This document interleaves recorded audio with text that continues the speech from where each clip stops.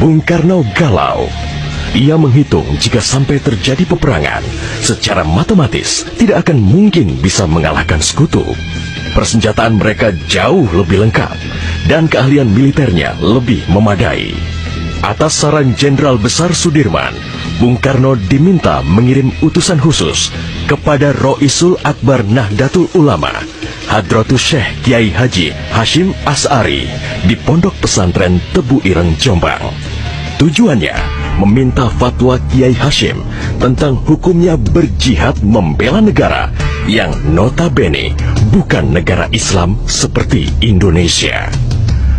Kiai Hashim lantas memanggil Kiai Haji Wahab Hasbuloh dari Tambak Beras, Jombang.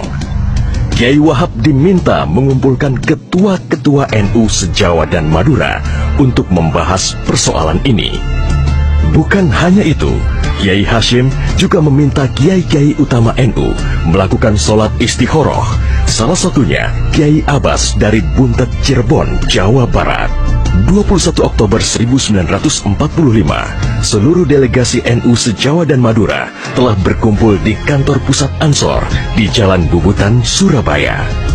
Kiai Hashim memimpin langsung pertemuan tersebut dan kemudian dilanjutkan oleh Kiai Wahab. Setelah melalui diskusi yang cukup panjang dan mendengarkan hasil istikharah para kiai utama NU, esok siangnya, tanggal 22 Oktober 1945, pertemuan menghasilkan 3 rumusan penting yang kemudian dikenal dengan istilah Resolusi Jihad NU. Pertama, setiap muslim, tua, muda, dan miskin sekalipun, wajib memerangi orang kafir yang merintangi kemerdekaan Indonesia. Kedua, pejuang yang mati dalam membela kemerdekaan Indonesia layak dianggap syuhada. Ketiga, warga yang memihak kepada Belanda dianggap memecah belah persatuan dan oleh karena itu harus dihukum mati. Dokumen resolusi jihad ditulis dalam huruf Arab Jawa atau pegon, ditandatangani Kiai Haji Hashim Asy'ari, disebarluaskan ke jaringan pesantren, tak terkecuali kepada komandan-komandan Laskar Hizbullah dan Sabilillah di seluruh penjuru Jawa dan Madura. Dokumen resolusi jihad juga dimuat di sejumlah media massa pergerakan masa itu.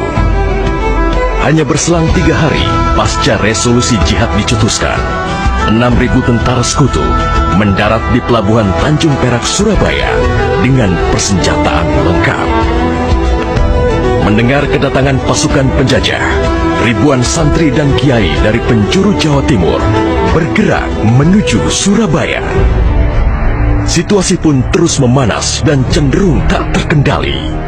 Resolusi Jihad NU telah memompa semangat perlawanan rakyat dan memicu terjadinya pertempuran hebat selama 3 hari di Surabaya, tanggal 27, 28, dan 29 Oktober 1945. Tentara Inggris kewalahan menghadapi perlawanan rakyat Jawa Timur. Mereka lantas mendatangkan Bung Karno ke Surabaya untuk diajak berunding melakukan gencatan senjata. Pagi hari tanggal 30 Oktober, gencatan senjata ditandatangani pemerintah Indonesia dan Inggris.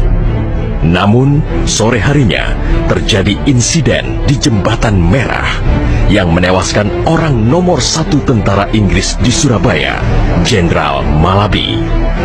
Gencatan senjata pun langsung berakhir.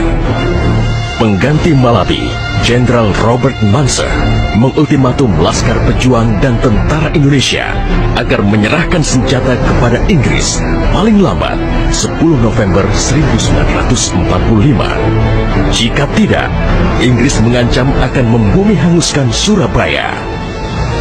Mendengar ancaman itu, para komandan Laskar Hizbullah, Sabilillah, Mujahidin, TKR, dan para santri marah besar. Seorang pemuda bernama Sutomo atau yang dikenal dengan Bung Tomo sowan kepada Kiai Hashim. Ia meminta izin kepada Kiai Hashim untuk menyiarkan dan menyebarluaskan resolusi jihad melalui radio. Bismillahirrahmanirrahim. Merdeka! Saudara-saudara penduduk kota Surabaya, kita semuanya telah mengetahui bahwa hari ini tentara Inggris telah menyebarkan pamflet-pamflet yang memberikan suatu ancaman kepada kita semua. Kita diwajibkan untuk dalam waktu yang mereka tentukan menyerahkan senjata-senjata yang telah kita rebut dari tangannya tentara Jepang. Tetapi inilah jawaban kita. Selama banteng-banteng Indonesia masih mempunyai darah merah yang dapat membuat setarik kain putih, merah dan putih, maka selama itu tidak akan kita mau menyerah kepada siapapun juga. Allahu Akbar, Allahu Akbar, Allahu Akbar. Merdeka! Pertempuran 10 November membuat malu tentara Inggris. Target mereka menguasai Surabaya dalam waktu 3 hari tak terbukti. Bahkan di hari yang kedua, Inggris kehilangan Jenderal Robert Munser. Artinya, dalam 1 bulan menghadapi arek-arek Surabaya, mereka sudah kehilangan 2 jenderal terbaiknya. Perang Surabaya berlangsung selama 3 minggu. Takbir dan pekik merdeka menggema selama pertempuran berlangsung.